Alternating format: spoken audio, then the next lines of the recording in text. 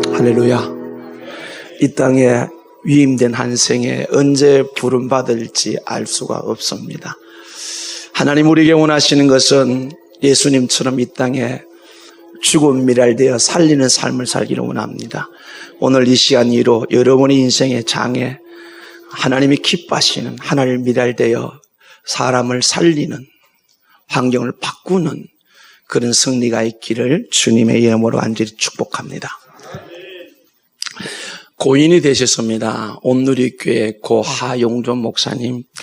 제가 93년, 4년 이렇게 한 1년 동안 그 목회학교 남수울교회에서 하는데 학생들이 많지 않았어요.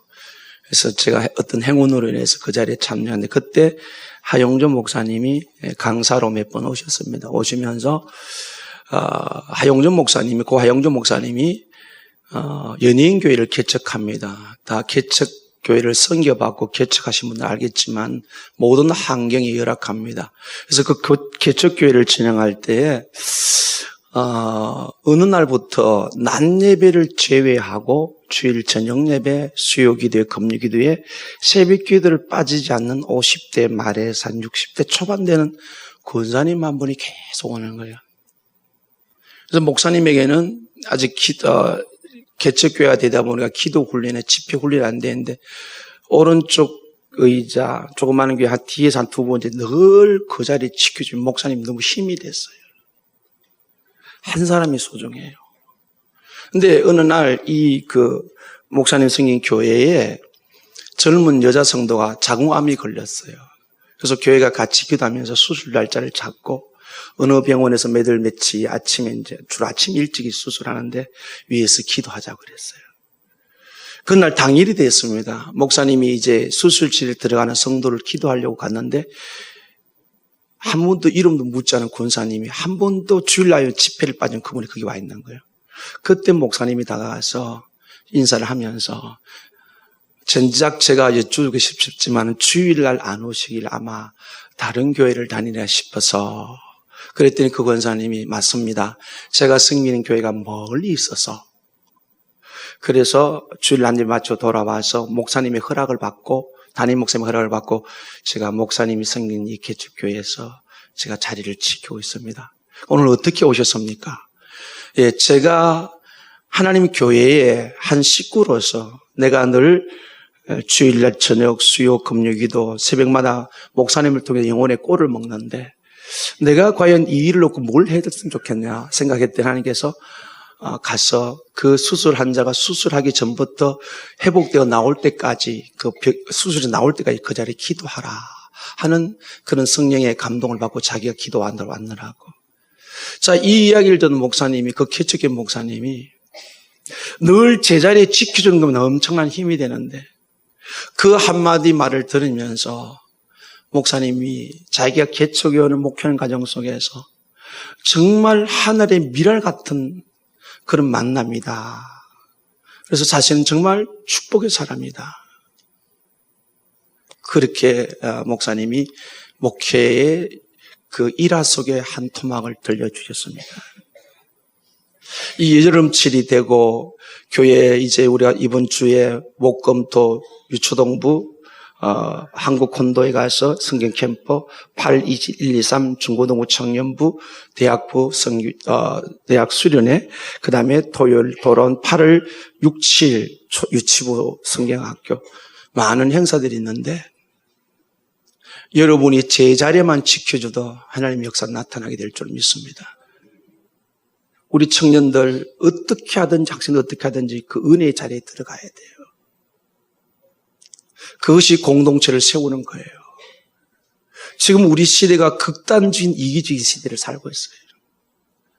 우리나라는 유일하게 남북한 대치를 하고 있는데 사드 설치, 그러니까 미사일을 요구하는 사드 설치 때문에 온 나라가 들끓고 있습니다. 이해는 됩니다. 정부가 정확한 홍보를 못한 것도 어디 한다면 난리가 더 나겠죠. 근데 국가 없는 성주군이 있으며 국가 없는 통영시가 있을 수 없잖아요. 조금만 우리가 생각해 보면 나라가 있어야 다 있잖아, 그죠?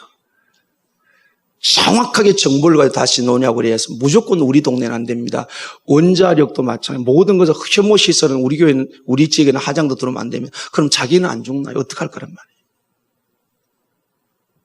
이 극단적인 이기적인 시대를 우리가 살고 있습니다. 집단 이기주의, 개인 이기주의. 근데 이게 문제는 교회 안에 들어왔다는 거예요. 교회 안에 극단적인 이기적인 심이 들어왔어요. 이런 공동체는, 이런 교회는 부흥할 수가 없고 하나님 뜻을 이루어질 수가 없습니다. 그래서 이승만 대통령이 말했습니다. 뭉치면 살고 흩어지면 죽는다. 우리는 더욱 예수로 하나 되어야 될 줄은 믿습니다. 그 교회가 건강한 교회냐 건강하지 못한 교회는 교회가 여러 가지 어려움과 또 어떤 일을 추진해 갈 때 그게 하나 될 때에 강 건너 불듯이 교회 안에는 구경꾼이 있고 경기자가 있을 수가 있습니다. 경기장에 경기하는데 바울이 그런 표현을 쓰죠. 구경꾼이 관람객이 있어요. 경기자가 있어요. 주님의 이름을 간절히 부탁하는 것은 꿈과 사랑을 통해서 예수님 만나고 한 몸을 낸 우리가 구경꾼이 아니라 우리 모두가 주님 나라를 위해서 달려갈 수 있는 경기자가 될 수 있기를 주님의 이름으로 간절히 축복합니다. 우리가 예수님 만난 그 이후로부터 우리는 우리 생이 아니고 하나님이 주신 이 땅에 위임된 한정적인 생애입니다. 언제 떠날지 모릅니다. 세상을 바라며 이것저것 바라보며 구경꾼으로 살 것이 아니라 부르심에 합당한 그리스도인으로 당당하게 살아갈 수 있는 그 사람이 바로 죽는 미랄입니다. 예수님께서 이렇게 말씀하시죠. 요한복음 12장 24절에 보면은 내가 진실로 너희에게 이르노니 하늘이 미랄이 땅에 떨어져 죽지 아니하면 하늘 그대로 있고 죽으면 많은 열매를 맺느니라. 미랄이 땅에 떨어지는데 죽지 않으면 그대로 있고 죽으면 많은 열매를 맺는다. 이걸 바울의 표현대로 하면은 육적인 그리스도는 영적인 그리스도인이 있어요. 육적인 그리스도는 예수를 믿지만은 자기 중심적으로 사는 육체의 정욕대로 사는 사람. 영적인 그리스도는 예수를 믿어 예수님 뜻대로 예수님 중심으로 사는 사람. 육적인 그리스도는 결코 하나님과는 열매를 맺을 수가 없어요. 자기가 자기 인생의 주인 된 사람. 그러나 예수를 믿어 예수로 주인 사람은 끊임없이 거룩한 영향을 끼치게 될 줄은 믿습니다. 그걸 예수님이 뭐라고 죽지 않는 미랄을 말하고 죽은 미랄을 말합니다. 여러분은 지금 구원받은 하나님의 백성으로서 죽는 미랄입니까? 죽지 않는 미랄입니까? 옆 사람을 싱긋이 쳐다보면서 당신은 도대체 정체가 뭡니까? 이렇게 물어보세요. 물어보시라니. 죽지 않는 미랄입니까? 죽은 미랄입니까? 그대로 있습니까? 열매를 맺고 있습니까? 틀림없이 두 가지 현상이 나타나요. 아무런 편, 오히려 죽이는 사람이 있어. 오히려 그렇게 하는 사람, 그건 정말 안 돼요.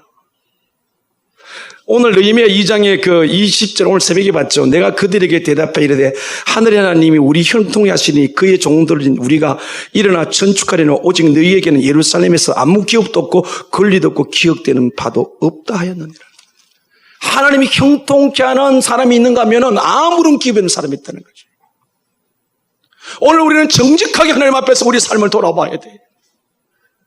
나는 죽어진 미랄에서 영향력을 되는지 아니면 난 죽지 않아 오히려 산 사람까지 죽이고 있는지 틀림없이 영향력을 드러낼 수밖에 없다고 해요.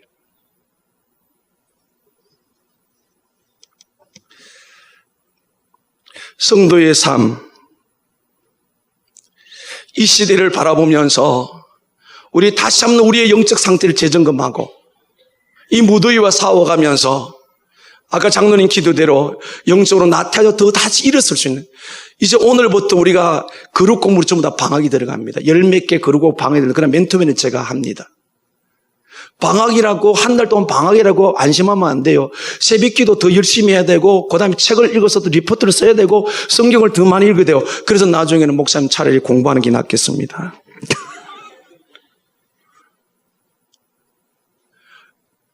조금만 방심하면 우리는 추락할 수밖에 없단 말이에요. 오늘 말씀을 통해서 하나님이 기뻐하시는 열매 맺는 신앙으로 그 자리매김할 수 있기를 주님의 이름 완전히 소원합니다. 오늘 보면 느헤미야에 관한 이야기인데 느헤미야를 가만히 보면은 앞장에 있는 에스라도 그렇고 느헤미야도 보면요 죽은 미랄이에요. 그들 때문에 하나님 나라가 회복되어진다고요. 부흥이 일어난다고. 할렐루야. 자, 이 1장의 느헤미야는요, 느헤미야 시대는 어떤 시대인가 하면은 이스라엘 백성들이 605년, 597년, 586년에서 바벨론으로 포로로 붙잡혀갑니다. 1차 포로가 605년인데 70년 돌아온다거든요. 1차 포로 기한이 차서 537년에 다시 바벨론 포로로 해서 예루살렘 땅으로 들어옵니다. 그 1차 포로 기한이 누구냐면 서룹바벨을 중심으로 해서 와서 제일 첫 번째 목적이 뭐냐면 성전 건축한 일이었습니다. 이 성전 건축하다가 그 장애를 만나가지고 16년 동안 스톱되고 4년 걸쳐서 20년 만에 포로 기한 20년 성전 건축을 하게 됩니다. 그런 상황 속에 성도들 신앙이 많이 떨어졌어요. 학개서에 보면요, 성전 건축이 방해를 멈추니까 거기서 하나님 앞에 기도해 어떻게든 그들이 사면 성전 건축은 건물 짓는 게 목적이 아니에요. 하나님과 관계 회복이에요. 성전에서 뭐 해야 됩니까? 예배를 드려야 되니까. 그들이 바벨론 포로 붙잡혀 가서 깨닫는 은혜가 뭡니까? 하나님께 예배가 잘못됐다. 근데 그 세월이 지나면서 학개서, 동시대의 학개서를 보면은 하나님이 집은 황폐해지는데 기초가 무너져 짓지 못하고 있는데 자기들 짓기는 판벽했다. 이 판벽은 호롭다, 고급스럽다. 삶의 우선순위가 무너져 버렸어요. 성도는 언제나 먼저 그 나라와 그 의를 구해야 될 줄로 믿습니다. 반드시 기억하십시오. 여러분이 예수 그리스도를 믿어 구원받은 하나님의 백성이라면 모든 삶의 원리는 우선순위가 있습니다. 오늘도 그 우선순위가 무너졌고요. 학교가 그렇게 말합니다. 여호와의 집은 황폐한데 너희 집은 판벽하거나 너희 집은 곱게 호락한데 그럼 뭐라고 말합니까? 너희들이 아무리 수고할지라도 전대에 돈을 넣는다 할지라도 구멍이 뚫어 다 세버릴 것이다. 농사를 지어도 거두들 것이 없시다. 그러면서 학기서 1장 7절은 뭐라고 합니까? 너희 행위를 살펴보라 그랬어요. 여러분이 안 믿어도 어쩔 수 없는데 분명하선 여러분이 예수를 나의 구세주로 영접했다면 성도의 삶의 원리는 항상 우선순위가 하나님의 뜻이 첫 번째여야 될 줄로 믿습니다. 자, 이렇게 성전 건축이 이제 20년 지은 2차 포로 기한이 에스라에서 BC 458년에 올라옵니다. 그 다음에 이 느헤미야가 BC 444년에 올라옵니다. 그러면 에스라나 느헤미야나 BC 586년에 포로 붙잡혔을 때 지금 458년 그래도 100년이 넘지요? 그 다음에 느헤미야 시대는 440년이니까 무려 120몇 년, 142년 조 차이. 그러면 이 사람들이 포로 붙잡힌 1세대가 아니고 거기에 와서 낳은 사람들이. 그들이 부모, 할아버지가 할머니에서 낳아진 사람들이. 그런데 오늘 본문에 보면 이 느헤미야가 자기 조국, 언젠가는 돌아갈 조국의 친구가 하나니아가 갔다 와서 조국의 처참한 상황을 이야기합니다. 1장 3절 같이 읽어요. 시작. 그들이 내게 이르되 사로잡힘을 면하고 남아있는 자들이 그 지방 거기에 큰 환난을 당하고 능력을 받으며 예루살렘 성은 허물어지고 성문들은 불탔다 하는지라. 아멘. 한 번도 올라본 적이 없는, 그러나 부모들부터 할아버지부터 계속 윗들부터 들어왔던 이스라엘 백성의 역사를 잘 알고 남유다죠. 결국은 남유다 역사를 들어왔을 때 그 성이 어떻다? 성벽이 무너졌고 성문은 불탔다. 성전과 성벽은요, 이 예루살렘은 하나님의 임재의 상징입니다. 두 가지가 같이 어떤 의미를 갖고 있어요. 예배드릴 뿐만 아니라 성벽은 그 당시의 고대 문화는 성문화입니다. 그러면 성벽이 무너졌다 하나님의 보호를 받지 못하고 지금 거기 사는 사람들이 어떻다고요? 3절에 보니까 환난당하고 큰 환난당하고 능력을 받으며 예루살렘 성은 허물어지고 다시 돌아갔는데 70년의 혹독한 죄의대값 치르고 돌아갔는데 아직도 회복되지 못한 채 여러 사람들 공격당하는 이 어려운 조국의 현실, 이것은 오늘 우리가 영적으로 보면 교회일 수도 있습니다. 왜 이스라엘 공동체 항상 교회의 의미를 갖고 있으니까. 광야길을 간 것을 사도행전에 와서는 그걸 광야교회라고 표현했단 말이에요. 하나님의 생명의 공동체가 세상 사람들로부터 능력당하고 환난당하고 성 무너지고 회복의 힘이 없는 그 소식을 들은 느헤미야가 어떻게 반응한지 4절을 같이 봅시다. 같이 읽어봐요. 시작. 내가 이 말을 듣고 앉아서 울고 수일 동안 슬퍼하며 하늘 하나님 앞에 금식하며 기도하며. 아멘. 자, 이 소식을 들을 때 느헤미야는 어떤 자리에 있는가 하면은 페르시아 바사 왕국의 술 맡던 관원이가 11절 마지막 절 있죠. 가장 중요한 자리에, 이방 문화는 전부 술 문화예요. 그런데 독일들은 아니지, 그걸 관리하는 아주 높은 지위나 왕의 총애를 받는 자리에 있어요. 그런 자리. 그런데 2장부터 보면은 그가 고국을 위하여 일하게 됨으로 말미암아 자기가 그 자리에 떨어질 수 있고 그 편안한 안전한 궁에서 쫓겨날 수도 있고. 왜 그런가 하면은 에스라 4장 17절 23절에 보면 지금 현재 이 아닥사스다 왕에서 성읍이 건축되다가 중단된 적이 있습니다. 근데 이 문제를 가지고 지금 느헤미야가 고민하면서 다 알고 역사를 지시 알고 이 느헤미야가 이 왕 앞에서 만나야지 왕이 허락을 받아야 자기 움직일 텐데 그래서 2절 보십시다. 왕이 내게 이르시되 너가 2장 2절입니다. 왕이 내게 이르시되 너가 병이 없거늘 어찌하여 얼굴에 수심이 있느냐 이는 피시려 내 마음에 근심이 있음이라도 하더라. 그때 내가 크게 두려워하여. 이 두려움은 보통 성리학자 세 가지를 말하는데 첫째는 신하로서 왕에게 근심을 드는 자체가 이게 자기가 잘못된 거죠. 내게 어떤 마음이 있을지라도 왕 앞에 자기 감정을 드러내면 안 되는 게 신하의 입장입니다. 그 다음에 또 한 가지는 저 무너진 예루살렘 성벽, 하나님이 서투표는 저 성벽, 자기 동족들이 고난한 저걸 회복시키는 책임감에 그를 근심하게 했다. 크게 두려워했다. 또 한 가지는 조금 전에 말씀드린 대로 아닥사스다 왕이 성벽을 건축할 때 중단시켰기 때문에 과연 왕이 내 말을 들어줄 것인가. 그러나 자기 자리를 내어놓고 내가 쫓겨나는 한이 있더라도 자기는 포로 민족이잖아요. 포로된 민족에서 그 자리까지 올라간 대단한 은혜거든요. 그런데 자기가 이 안전한 왕과 아무 말 없고 눈 한번 감아버리고 귀 한번 닫아버리면 영원토록 아니 평생토록 안전하게 살 수 있는 이 자리에서 자기를 던집니다. 이제 크게 두려웠다면 자기를 던지는 거거든요. 자기가 죽는다는 거예요. 자기를 포기한다는 거예요. 하나님은 이 느헤미야의 진정성 그 진심을 받아들여서 아닥사스다 왕의 마음을 움직여 예루살렘으로 올라가서 조사하게 만들고 모든 물자를 필요한 걸 요청해서 갑니다.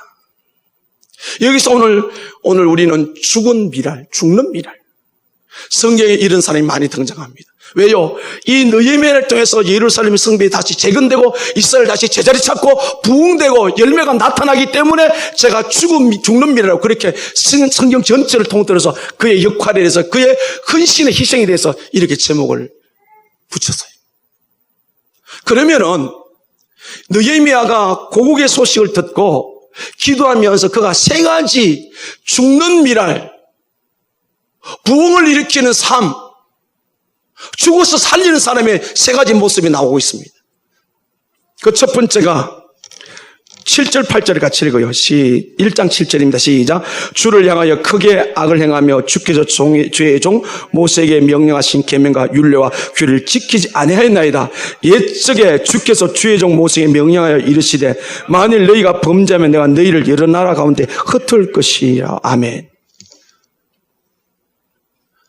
느헤미야가 지금 현 상황을 놓고 기도하면서 정확하게 문제 진단했습니다. 여러분, 우리는 내 삶의 어려움에 다가오면 제일 먼저 말씀 앞에 서야 될 줄로 믿습니다. 그래야 정답이 나온다고요. 지금 이 느헤미야 어떻게 합니까? 하나님, 옛적에도 말씀하시는데 우리가 범죄했다. 뭘 어겼다? 계명을 지키지 않았다는 거예요. 말씀을 지키지 않았던 겁니다. 병원에 갔을 때 의사가 정확한 오진 없이 진단을 내려야 수술을 하든지 치료가 되어진단 말이에요. 우리의 신앙도 마찬가지예요. 그 정확한 진단이 어디에 있어야 합니까? 말씀 앞에 써야 될 줄로 믿습니다. 말씀은 그거예요. 그 누구도 생각하지 못한 사실을 느헤미야는 알았어요. 왜 오늘 우리 이렇게 됐을까? 주의 종 모세의 명령에 이르시되 만일 너희가 범죄한 말씀을 지키려면 너희를 여러 나라 가운데 흩을 것이다. 우리가 살아가다 보면 삶의 어려움과 고난이 있을 수가 있어요. 그 문제가 생겼을 때 내가 했든 안 됐든 간에 우리가 다시 바로잡을 수 있는 기회는 어딥니까? 말씀 앞에 서야 될 줄은 믿습니다. 말씀으로 돌아가야 될 줄은 믿습니다. 다른 어떤 것도 방법이 없어요. 성경을 한번 보십시오. 계속 문제가 뭡니까? 말씀 지키나 안 지키나. 회복될 때가 다시 열매가 나타난다. 어딥니까? 말씀. 그래서 요한복음 15장에 나는 포도 너희 가지다. 너희가 내 안에 내 말이 너희가 무시하면 구하라. 뭡니까? 결국 말씀이라. 나를 사랑하는 자는 나의 계명을 가지고 지키는 자다. 하나님과 관계가 뭔가 말씀입니다. 그런데 느헤미야가 그걸 알고 지금 뭐가 잘못됐는가? 그래서 열매 맺는 신앙은 죽는 신앙은 말씀에 순종하는 것이 죽는 신앙이에요. 왜? 말씀 지키기가 쉽다? 어렵다? 어렵잖아요. 날마다 부딪히잖아요. 말씀이 죽는 신앙은 죽는 미랄은 어떠냐? 말씀 앞에 나아가기를 포기하는 게 너무 힘든 거예요. 그러나 아무리 힘들더라도 말씀에 순종해야 살리는 역사를 이루게 될 줄 믿습니다. 자, 9절 봐봐요. 9절 같이 읽기 시작. 만일 내게로 돌아와 내 계명을 지켜가면 너희가 쫓긴 자가 하늘 끝에 있을지라도 내가 거기서부터 그들을 모아 내 이름을 두리고 택한 곳에 돌아오게 하리라 하신 말씀 이제 청하건대 기억하옵소서. 아멘. 너희의 매가 뭘 붙들고 하나님 앞에 요청하고 있습니까? 하나님이 말씀하시기를 흩어져 있을지라도 다시 계명을 지키면 내가 하늘 끝에 있을지라도 다시 내가 택한 곳으로 불러주겠다. 믿습니까? 여러분, 말씀은 모든 부흥의 시작인 줄로 믿습니다. 우리는요, 말씀을 깨달을수록 우리는 열매를 맺게 될 줄로 믿습니다. 말씀을 믿고 말씀을 생활에 적용하는데 느헤미야가 지금 뒤에 가보면 그 일을 이제 하게 됩니다. 앞에 느헤미야와 동시대 10년 차로 같이 올라갔던 에스라도 그 이야기를 합니다. 에스라 9장 14절 한번 보십시오. 에스라 9장 14절입니다. 같이 읽으면 시작. 우리가 어쩌다 다시 주의 계명을 기억하고 이 가정한 백성들과 통혼하오리까? 그리하면 주께서 어찌 우리를 멸하시고 남아 피할 자가 없도록 진노하시지 아니하시리까? 아멘. 에스라가 올라와 봤더니 먼저 1차로 포로기하는 이들이 어느 순간 영적 지도가 없으니까 허물어져서 거룩한 자손이 믿지 않는 자손과 혼합을 하고 말았어요. 왜 그랬다고 지금 말합니까? 우리가 어쩌다 다시 주의 계명을 기억하고 이 가정한 백성을 통하는가? 문제가 뭔지, 무엇 때문인지 하나님 말씀을 지키지 않았기 때문에 거기서 문제가 잘못된 걸 찾아내잖아요. 그 다음에 10장 3절 봐봐요. 에스라 10장 3절입니다. 같이 읽으시죠. 시작. 곧 내 주의 교훈을 따르면 우리 하나님의 명령을 떨며 준행하는 자의 가르침을 따라 이 모든 아내와 그들의 소생을 내보내고 우리 하나님과 언약을 세우고 율법대로 행할 것이라. 아멘. 자, 에스라가 처방을 내립니다. 어떻게 내리냐? 내 주의 교훈 말씀이에요. 따르며 우리 하나님의 명령을 떨며 준행하는 자의 가르침을 따라 이 모든 아내, 다시 말해서 이방 여인들 말씀대로 다 내보내겠습니다. 우리의 잘잘못을 판단할 수 있는 기존 말씀이어야 될 줄 믿습니다. 그래야 우리는 세력 회복이 가능해요. 우리가 말씀을 떠나서는 어떤 게도 우리가 바른 진단이 안 이루어져요. 왜 쓸데없는 이야기를 합니까? 왜 쓸데없는 말을 합니까? 말씀을 떠난 그 어떤 것도 바람이 아닙니다. 언제나 즐거워도 말씀 앞에, 슬퍼도 말씀 앞에, 고난이도 말씀 앞에 들어오면 그 말씀 앞에 다 해답이 있는 줄로 믿습니다. 오늘 에스라가 떨며 우리가 말씀대로 율행할 테니까 하나님 우리를 사하여 주옵소서. 자, 에스라와 느헤미야는 동시대 사람이라고 그랬어요. 참 찾을 곳이 많은데 오늘 좀 생각해서 느헤미야 8장을 보십시오. 넘어가십시다. 느헤미야 8장.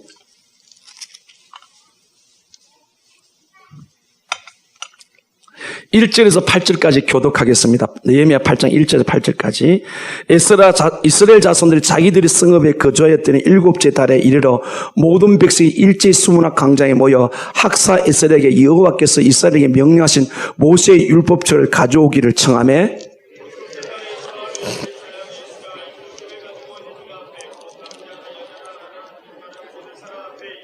수문학 광장에 새벽부터 정오까지 남자나 여자나 알아들을 만한 모든 사람 앞에서 읽으며 무백성이 그 율법책에 귀를 기울였는데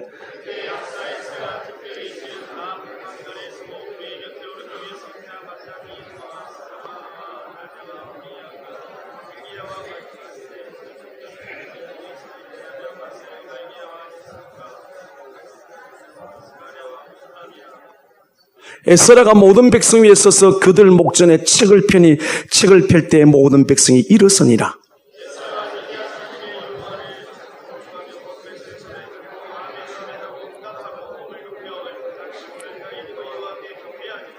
예스와 바니야와 세레바와 야민과 압과 사브데야 호디야와 마아세야와 그리디야와 아사랴와 요사박과 하난과 볼라야와 레위 사람들은 백성이 제자리에 쓰이는 동안 그들에게 율법을 깨닫게 하였는데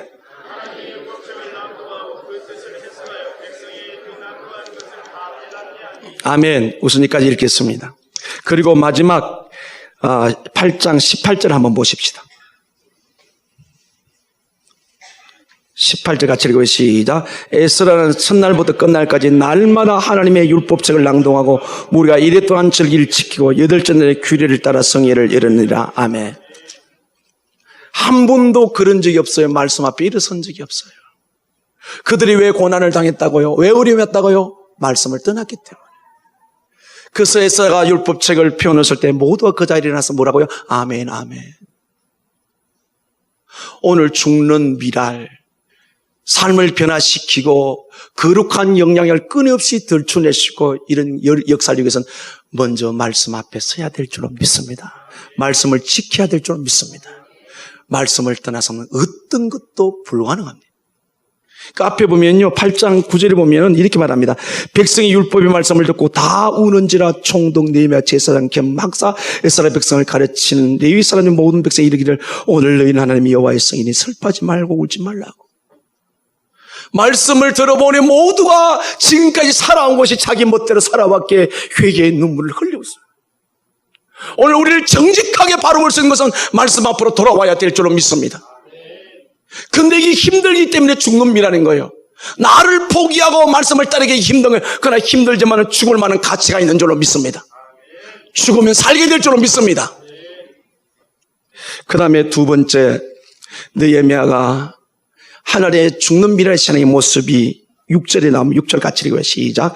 이제 1장 6절입니다. 이제 종이 주의 종들인 이스라엘 자손을 위하여 주야로 기도하며 우리 이스라엘 자손이 주께 범죄한 죄들을 자복하오니 주는 귀를 기울이시며 눈을 여시사 종의 기도를 들으시옵소서.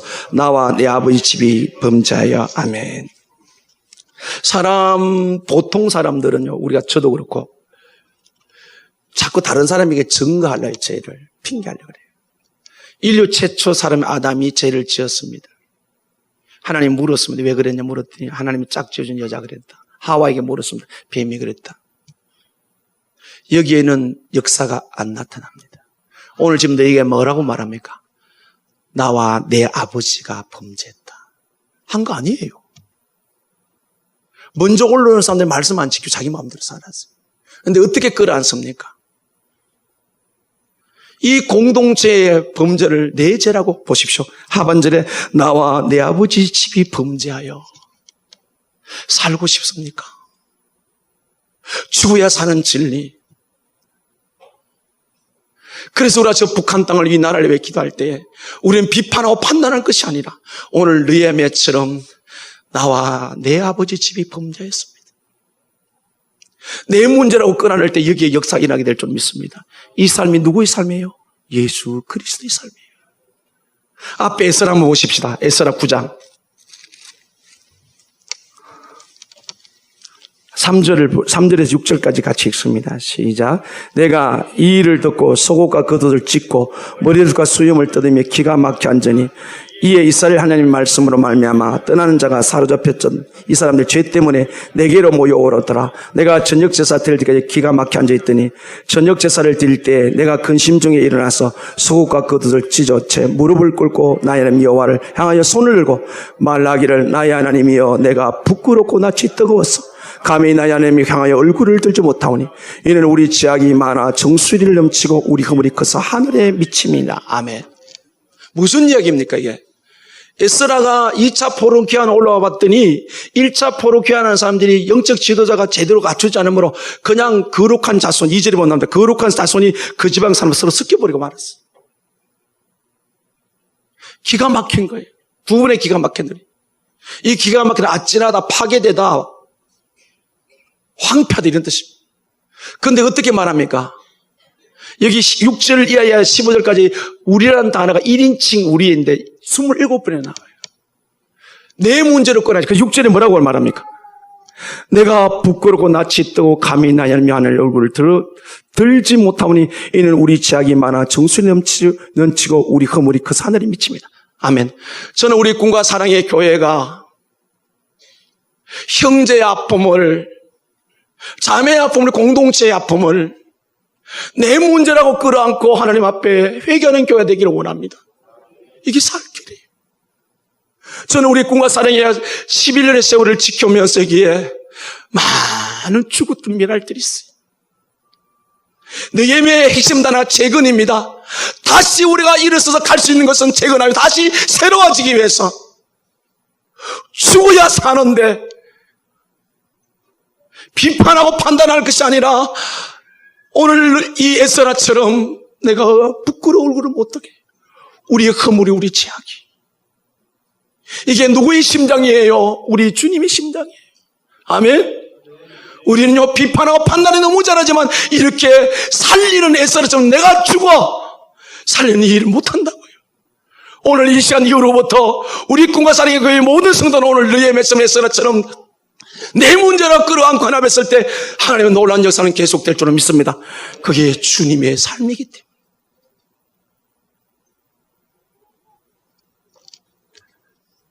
자, 이 모델들이 성경에 몇 사람이 나와요. 출애굽기 32장 32절에 보면은 모세가 하나님 법 받으러 갔다 오니까 참지 못해서 아론과 그 백성들이 금송아지 만들었어요. 그래서 받은 십계명을 돌을 던져버립니다. 다 갈아서 마시게 만듭니다. 그때 하나님 부릅니다. 모세 이리 와라. 내가 전 민족 200만의 민족 다 죽여버려 너를 통해 새 민족이 이렇게 되게 말합니다.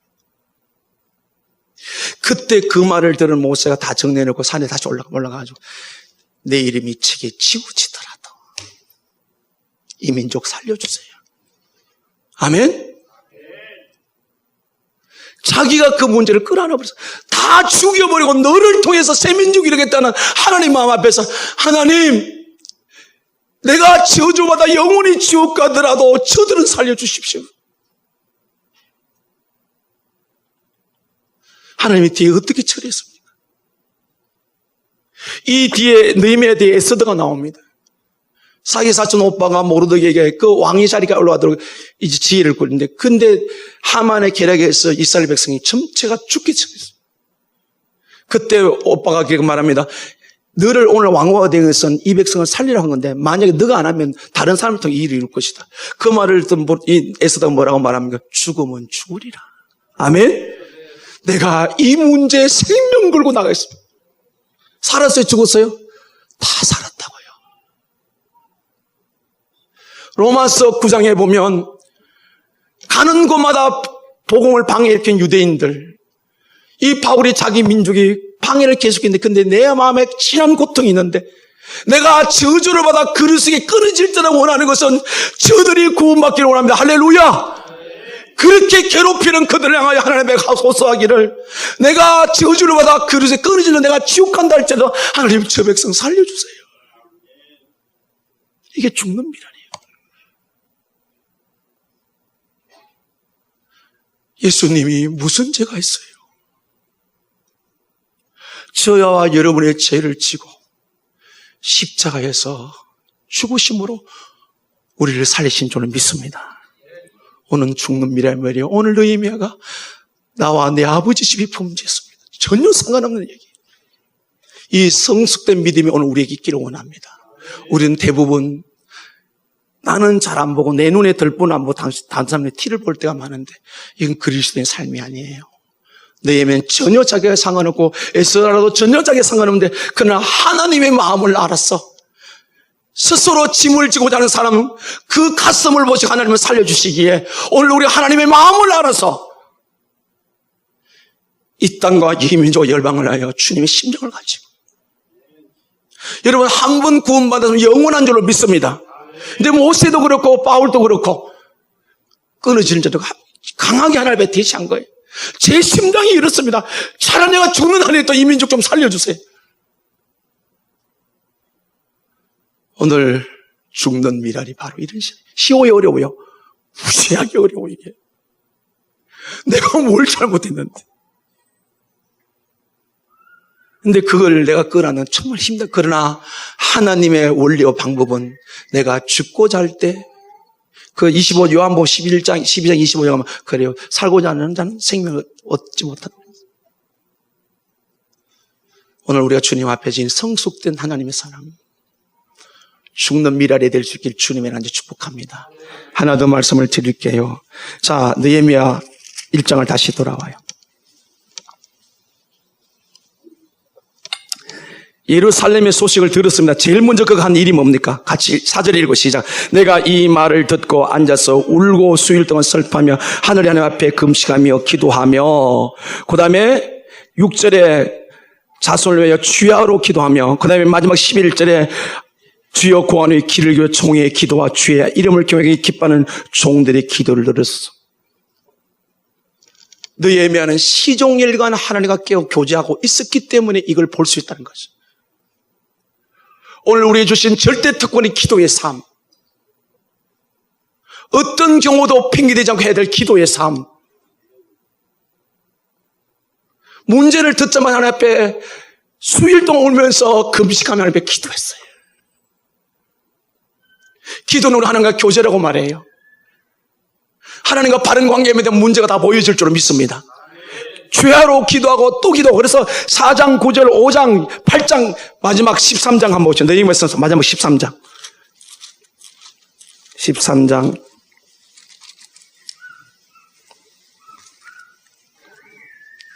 29절부터 31절까지 같이 읽습니다.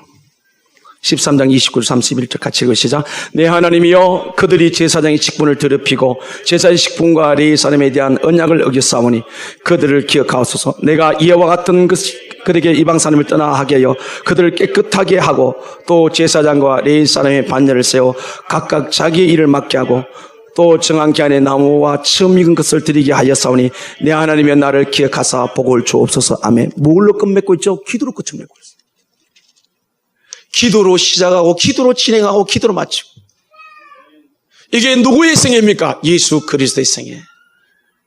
공생애를 시작할 때 40일 금식 기도하셨고 사역 동안 계속 기도하시고 마지막 십자가에 달렸어도 주님은 마지막 순간까지 하나님 앞에 기도 올렸던. 오늘 우리가 기도가 쉬워요, 어려워요? 어려워요. 그래서 죽는 미래라고 했던 거예요. 사탄이 가장 싫어하는 것이 기도한 사람이에요. 가장 싫어하는 사람이 죄를 자기 죄라고 자백하는 사람이에요. 가장 사탄이 싫어하는 사람이 말씀 앞에 서는 사람이에요. 시종일관 한결같이. 그래서 2장 4절에 보면 이렇게 말합니다. 왕이 내게 이르시되 그러면 내가 무엇을 원하느냐 하시기로 내가 곧 하늘의 하나님께 묵도하고. 왕하고 대면에 있는데 지금 묵도에 있다는 말은 마음속으로 기도했다는 건데 평상시에 그가 늘 기도의 삶을 살아왔기 때문에 이 긴박한 순간 하나님 내가 어떻게 대답할까요? 어떻게 할 거예요? 마음속에 기도한 거예요. 천국의 법칙은 기도의 원리를 통해 이루어지는 줄 믿습니다. 기도로 제 삶도 하나님 내가 잘못 보십시오. 에스라가 뭐라고 어떻게 합니까? 하나님 얼굴도기도 부끄러워서 뭘로? 기도로. 하나님과 이런 기도의 시종일관 끊임없이. 그래서 성경 뭐라고 말합니까? 쉬지 말고 기도하라. 성령 안에서 무시로 기도하라. 우리의 삶이 길에 있든지 바깥에 있든지 늘 주님과 교제하게 될 때 우리는 말씀 앞에 서게 될 것이고 문제가 일어나서 재투성이 된다 할지라도 그가 내가 끌어안음으로 말미암아 내가 잘못했을 말미암아 살리는 역사를 하게 될 줄은 믿습니다. 이 세 가지를 기억하면서 하나님께서 저와 여러분이 원하는 것은 가만히 있는 그대로가 아닌 죽어서 많은 열매 맺기를 원하시는 줄로 믿습니다. 이 죽는 미래를 향해서 여러분의 선자리에 거룩한 변화를 일으키고 여러분이 가는 곳마다 하나님의 생명의 영향을 드러낼 수 있기를 주님의 이름으로 축복합니다. 아멘. 기도합니다.